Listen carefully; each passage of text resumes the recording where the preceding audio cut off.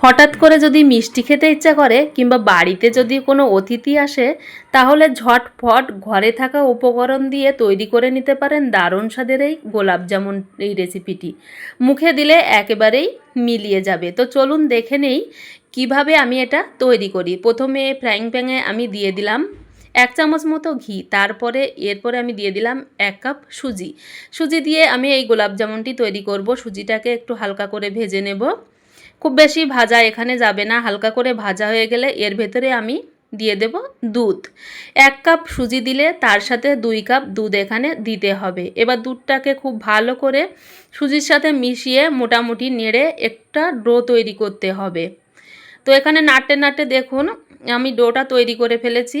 গ্যাসের ফ্লেমটা বন্ধ করে দিয়েছি। ডোটা কিন্তু একেবারে নরম কিংবা শক্ত হবে না, নামানো হয়ে গিয়েছে। এবার এখানে আমি একটা চিনির শিরা তৈরি করে নেব। তো এখানে একটা গ্যাসের পরে পাত্র দিয়ে দিয়েছি, তারপরে আমি 1 কাপ চিনি দিয়েছি আর 2 কাপ জল দিয়েছি। আমি পরে চিনি আর একটু বেশি দিয়েছি, সেটা দেখানো হয়নি।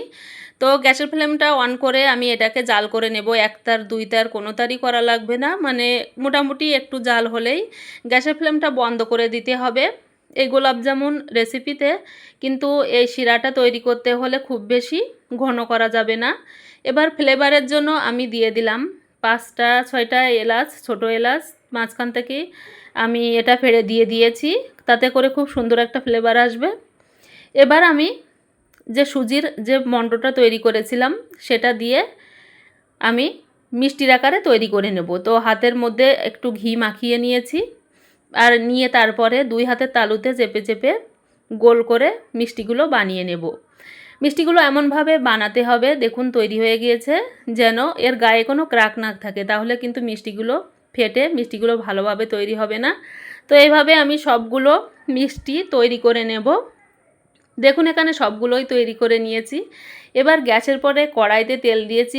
তেলটি যখন অল্প গরম হবে তারপরে আমি মিষ্টিগুলো দিয়ে দিয়েছি। তেল কিন্তু নরম থাকা অবস্থায়, মানে কাঁচা থাকা অবস্থায় মিষ্টিগুলো দেওয়া যাবে না, কিংবা যদি বেশি গরম হয় তাহলে কিন্তু দিলে পুড়ে যাবে।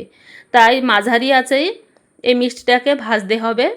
দেখুন এই কিছুক্ষণ ভাজতে ভাজতে মিষ্টিটা দারুণ একটা কালার চলে এসেছে। তো এবার মিষ্টিগুলোকে উঠিয়ে যে চিনি শিরাটা তৈরি করেছি আমি তার ভেতরে দিয়ে দেব। চিনি শিরাটা গরম থাকতে থাকতেই এই মিষ্টিগুলো দিয়ে দিতে হবে। মিষ্টিগুলো কিন্তু আমি একবারে সব মিষ্টি দেইনি, মানে ভাজতে দেইনি, আমি কিছুটা পরিমাপ ছিল সেগুলোও কিন্তু এই যে এখন ভেজে নিচ্ছি। এগুলো ভাজা হয়ে গিয়েছে। এবার এক এক করে সবগুলোই আমি চিনি শিরার ভেতরে দিয়ে দেব।